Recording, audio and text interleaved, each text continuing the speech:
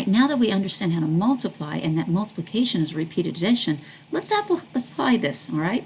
So it says the mass of a monarch butterfly is 56 hundredths of a gram. What is the mass of 4 monarch butterflies? Well, I know that 1 monarch butterfly is 56 hundredths of a gram. If I had 2, that'd be another 56 hundredths. But I have 4, so I'm going to have to do 4 of them. All right, oop, I forgot my zeros. So I have 56 hundredths, and I'm going to add them all because it's repeated addition. And if I add it all, I get a line up here in my decimals. I have 4 6s, which gives me 24, carry my 2. I have 4 5s, it gives me 20, plus 2 is 22, carry my 2. Decimal goes straight down. 2 plus all those zeros is 2.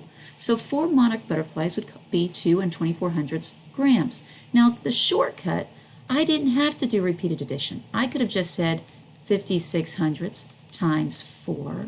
That gives me 24. 20 plus 2 is 22. Carry my 2. 4 times 0 is 0, plus 2 is 2. Now remember, I've got 2 places past the decimal. Nothing here. That means I have to have 2 places. Do I put it right here?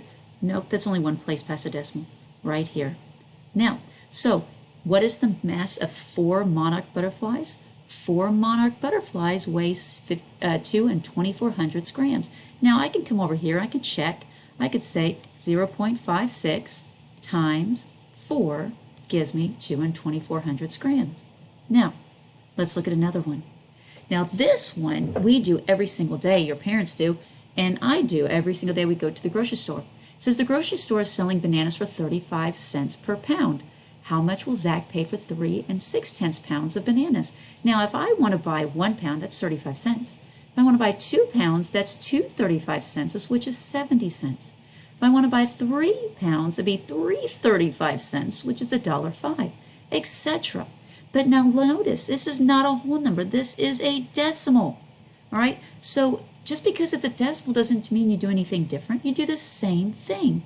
So instead of multiplying by a whole number, you're going to take 35 cents times 3 6/10, which gives me 30, carry my 3, 18, 19, 20, 21, carry my 2, 6 times 0 is 0, plus 2 is 2, placeholder, 3 times 5 is 15, carry my 1, make it a 1, 3 times 3 is 9, plus 1 is 10, carry my 1, 3 times 0 is 0, plus 1 is 1, and I'm going to add 0, 6, 2, 1.